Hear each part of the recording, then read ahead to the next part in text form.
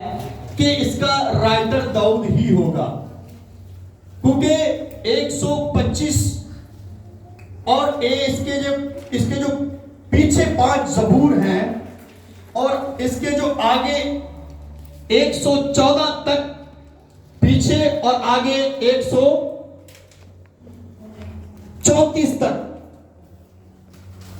ये ज़बूर जो हैं बाज दाऊद ने लिखे, बाज किसी और अंबिया ने लिखे, आसिफ।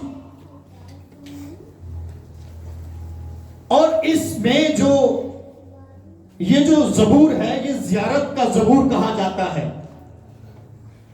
120 से लेकर 134 तक 134 तक ये तकरीबन 15 ज़बूर जो है ये ज़ियारत के हैं।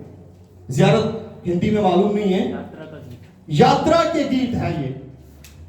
ये उस वक्त गाए जाते थे और यीशु मसीह के इस दौर में हम उसे आज इसमें से पढ़कर सीख रहे हैं। ये हैकल के गीत हैं, लेकिन आज भी हम यीशु मसीह में हम इसमें से सीख रहे हैं और गा रहे हैं और यीशु मसीह के नाम को जलाल दे रहे हैं। पहली आयत में लिखा है, बहुत खूबसूरत आयत, जो खुदावंद पर तवक्कल करता है, जो हर एक शख्स चाहे वो किसी भी जात से है, किसी भी तरह का है, वो जो खुदावंद पर तवक्कल करता है, भरोसा करता है, उसका रिवॉर्ड क्या है? अगली आयत में लिखा है कि वो कोहे सयून की मानित है। हालेलुया। उसका रिवार्ड है कि वो कोहे सयून की मानित है, जो अटल है, जो हमेशा कायम रहता है। आमीन। वो पहाड़ कोहे सयून उसकी मानित है। चाहे कितने भी प्रॉब्लम्स आए, कितने भी मुसीबतें आए, वो कायम और दायम रहता है, वो हरा रहता है। कोहे सयून की मानित, अटल, हमेशा। आज क्या होता है कि बहुत सारे पहाड़ तो हैं, ये हमको इंसान की तरफ तशबीह दी गई है, मतलब हमारी तरफ। कई पहाड़, कुछ पहाड़ चूने के होते हैं, और ये जो पहाड़ है बनी इस्राएल लोगों का बड़ा मजबूत पहाड़ है। चाहे कितने भी तूफान आए, कितनी भी परेशानी आए, तकलीफें आए, दुख आए, चैलेंजेस आए, ये पहाड़ हमेशा यीशु मसीह के जलाल के लिए हमेशा उसके जलाल में खड़ा रहेगा।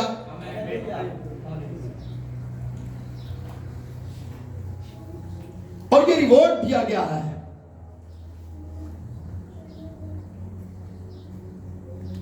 बनी इस्राएल लोग इस पर ईमान रखते थे, और खुदावंद चाहता है, खुदावंद की ये डिजायर्स है, खुदावंद ये हमसे एक्सेप्ट करता है कि हम भी कोहे सयून की मानत उसके जलाल में हमेशा खड़े रहे, चर्चिस कायम रहे, खानदान कायम रहे, लोग कायम रहे, और आरजी नहीं बल्कि हमेशा के लिए, उसके जलाल के लिए। वो जो खुदावंद पर तवक्कल करता है वो सयून की मानित है, जो हमेशा कायम रहता है। वो बुरबरापन उसके अंदर नहीं है, प्योर है, प्योर। मुश्किलातें आएंगी, परेशानियां आएंगी। एक एग्जाम्पल्स बाइबल मुकद्दस में नजर आती है। मुकद्दस पौलुस रसूल वो जब जहाज में जा रहे थे तो कुछ लोग उनके साथ थे। पुराने नए अहदनामा की बात कर रहा हूं, बुक्स ऑफ एक्ट्स, ईमान की किताब की बात है, चैप्टर नंबर है 27। तो ये यीशु मसीह का ये जो शागिर्द है ये भी जहाज में है और मसला ये बना है, तूफान आ गया है, जोर से तूफान आया लिखा है। और उसी समय में खुदावंद का फरिश्ता भी उस खुदा के बंदा से कलाम करता है, खातिर जमा रख, तेरे साथ जो है उनको भी मैं कुछ नहीं होने दूंगा और तुझे भी मैं कुछ नहीं होने दूंगा।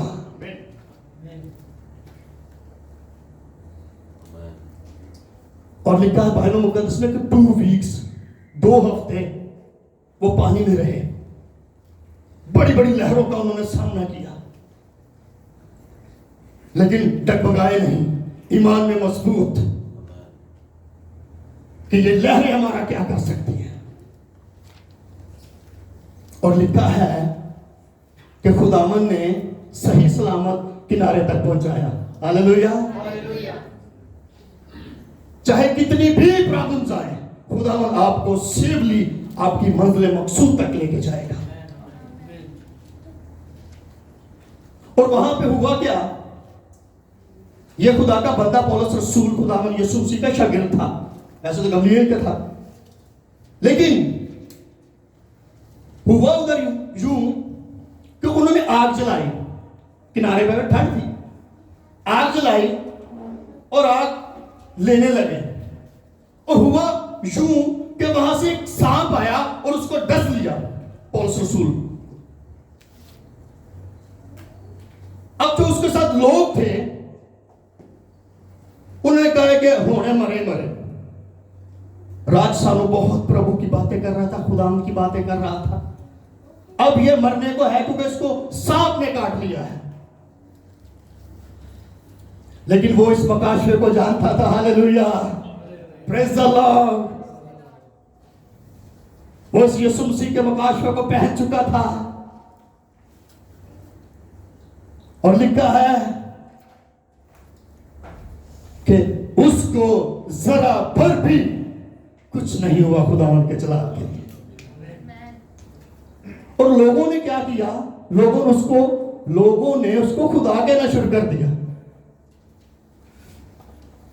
क्योंकि उसने कहा था कि जहाज में जब तूफान आया ना तो ये तभी इस बंदे ने कहा था कि बच जाएंगे, और अब इसको स्नेक ने काटा, सांप ने काटा, तब भी बच गया है। तो खुदावंत के जलाल में पौलुस रसूल कहता है कि आई एम नथिंग, मैं कुछ नहीं, क्योंकि यीशु मसीह ने मुझे ये इख्तियार दिया है कि जाओ सांपों और बिच्छुओं को कुचलो और मेरे नाम से फतह याब होंगे। वो उस मकाशवे को ले चुका था। दूसरी आयत में हम चलेंगे, वहां लिखा है जैसे यरूशलेम पहाड़ों से घिरा है, हालेलुया, वैसे ही अब से अब तक खुदावन अपने लोगों को घेरे रखेगा। हालेलुया,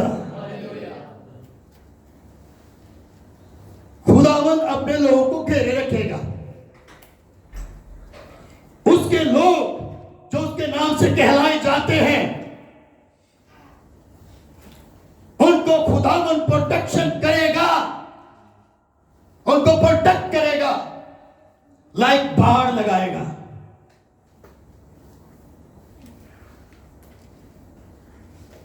बाइबल का उसमें लिखा है कि वो जो खुदावन से डरते हैं, खुदावन का फरिश्ता उनके चारों तरफ क्या करता है, हिफाजत करता है, निगहबानी करता है, उनको बचाता है। आमीन। वो जो खुदावन से डरते हैं, इसका मतलब ये नहीं है कि खुदावन को डराने वाली चीज है। हालेलुया। वो जो खुदावन से डरते हैं, उसके हुक्म को मानते हैं, उसकी पैरवी करते हैं, वो खुदावन उनके साथ साथ है। और बाइबल मुकद्दस में लिखा है कि वो आपके आगे आगे चलता है। हालेलुया।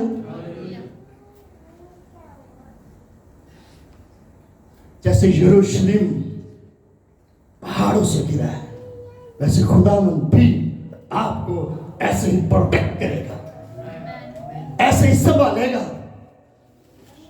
पुराने अहदनामा में हम अय्यूब की बड़ी एग्जांपल देते हैं।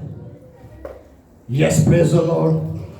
बहुत सब्र, बहुत उम्मीद भर शख्स,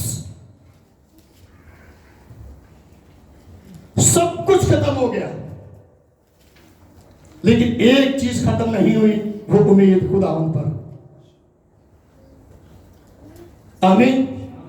सब कुछ बाइबल मुकद्दस में लिखा है, उसके पहले ही चैप्टर में, कि खुदावन के बेटे खुदावन के पास गए और खुदावन के बेटों से खुदावन की डिस्कशन हुई, बातें हुई, और इब्लीस भी आ गया। यानी कि इसमें से सीखने का यह मिलता है कि जब हम खुदावन से रफाकत करते हैं, उससे मेल मिलाप करते हैं, उससे गपशप करते हैं, जब हम दुआ करते हैं, तो इब्लीस आएगा। नोट, वही टाइम होएगा।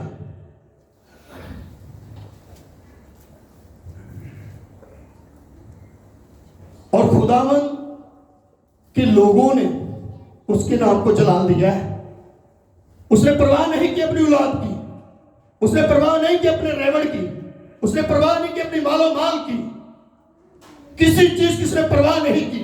परवाह की है तो जिंदा खुदा की है, कि जुबान से कहीं कोई गलत बात ना निकले मेरे मुंह से, कोई ऐसी बात ना निकले मेरे जिंदा खुदा के लिए।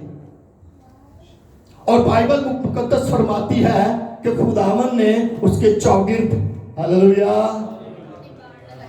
हालेलुया, जैसे यरूशलेम पहाड़ों से घिरा हुआ है ना खुदावन ने, ऐसे ही अपने लोगों को वो घेरता है और उनको बचाता है और उनको संभालता है।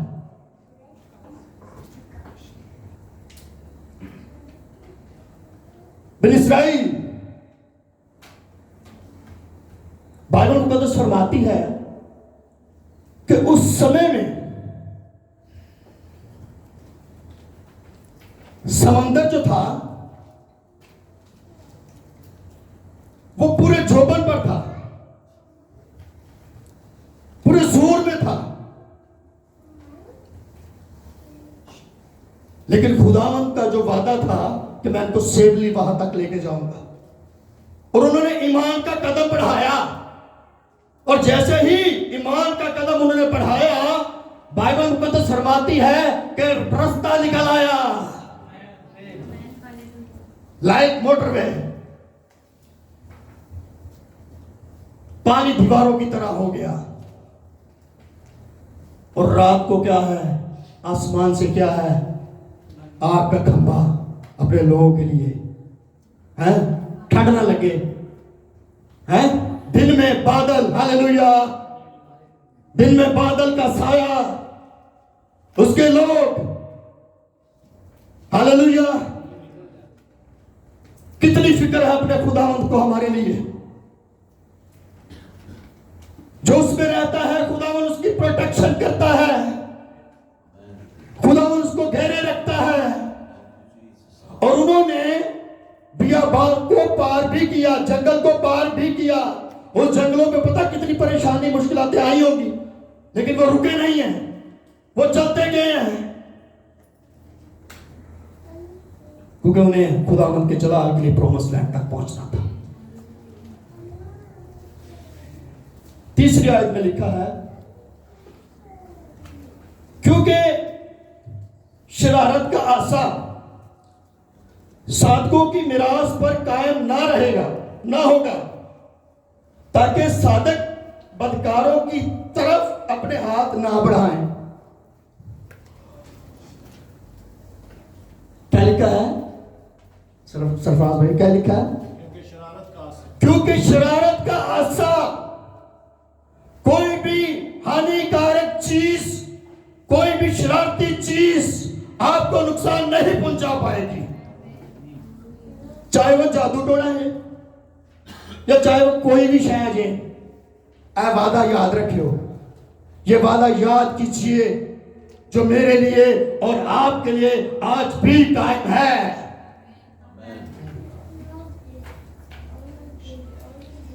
कि शरारत का आसा, किसी भी तरह की परेशानी अपने साथियों पर वो, अपने ईमानदारों पर वो काम नहीं करेगी। वो आपको प्रोटेक्शन देगा खुदा।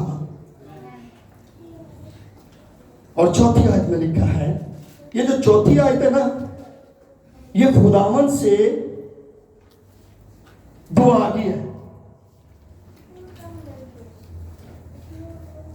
क्या है जी? सरफराज भाई पढ़िएगा। ऐ खुदावंद भलों के साथ भलाई कर, ऐ खुदावन भलों के साथ भलाई कर। प्रेयर है, प्रेयर दुआ है। ये हमारी भी यही दुआ होनी चाहिए, हम सबकी भलाई होनी चाहिए और होगी खुदावन की तरफ से। जब हम कहेंगे तो हम तो कहते कुछ और है ना, ये दुआ है। अगले हिस्से में क्या लिखा है भाई? और उनके साथ भी जो रास्त दिल है, जो रास्त दिल है, उनके साथ भी जो पाकीज़ा दिल है, जो पाक दिल है। बाइबल का जो फरमाती है कि जो पाक दिल है वो खुदावंद को देखेंगे। हालेलुया। जो रास्त दिल है, इसीलिए खुदावंद को हम उसको लेते हैं और खुदावंद हमें लेता है, ताकि हम मिलकर यीशु मसीह के बदन को चला दें। याद रखिएगा, खुदावंद जब जब भी नाजिल हुआ है, उसने अपना काम किया है। अच्छे वक्त में नहीं किया, बुरे टाइम में किया है। जब भी उसका खुदावंद का बंदा, खुदावंद की बंदी जब भी प्रॉब्लम्स में आई है, जब भी तंगी में आई है, तब खुदावंद ने काम किया है। क्योंकि जब तक हमारे अच्छे हालात चल रहे होते हैं ना, तब तक हमें तो खुदावंद की जरूरत होती नहीं है। बाइबल मुकद्दस शहादत देती इस चीज की